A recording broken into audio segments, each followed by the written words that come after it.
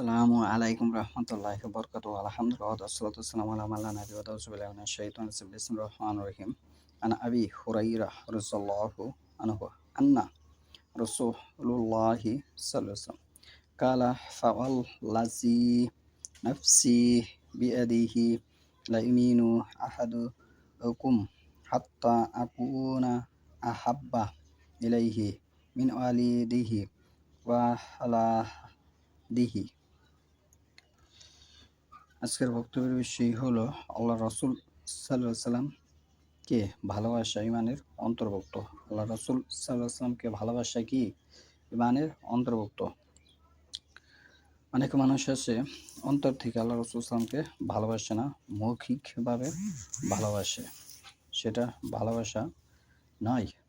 আমি যে হাদিসটা তেলাওয়াত করেছি সহিহ বুখারীর প্রথম খণ্ড পর্ব 2 অধ্যায় 8, হাদিস নম্বর হচ্ছে 14। আবু হুরায়রা রাদিয়াল্লাহু হতে বর্ণিত, আল্লাহ রাসূল সাল্লাল্লাহু আলাইহি বলেন, সেই আল্লাহর শপথ যার হাতে আমার প্রাণ, তোমাদের কেউ প্রকৃত মুমিন হতে পারবে না যতক্ষণ না আমি তার নিকট তার পিতা ও তার সন্তানের চেয়ে অধিক ভালোবাসার পাত্র হই।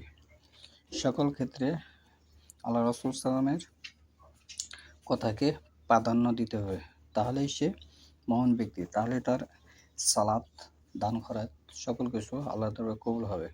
আর যে আমরা আল্লাহ রাসূল সাল্লাল্লাহু আলাইহি ওয়াসাল্লামকে প্রাধান্য না দেই, যে ওই মুনাফিকদের মতো ওই কথা আমরা বলি, যে সূরা আরযাফের মধ্যে যে কথা এসেছে, যে এগুলি দুনিয়াবি একটি গল্প কাহিনী মাত্র, পরকাল বলতে কোনো কিছু নাই, এগুলি কোনো বিষয় না। অনেক নাস্তিক এই কথা বলে যে পরকাল বলতে কোনো কিছুই নেই, এগুলো মুনাফিকরা বলতো। সূরা আরযাফের 12 নম্বর এবং 23 নম্বর আয়াত আপনি পড়ে দেখুন। এই কথাটা তারা শুনতো কিন্তু মানতো না। ঠিক অনুরূপভাবে আমরা যে ঠিক ওইরকম করে আমরা শুনি, যে না মানি, তাহলে আমরাও মুনাফিক পরিণত হব।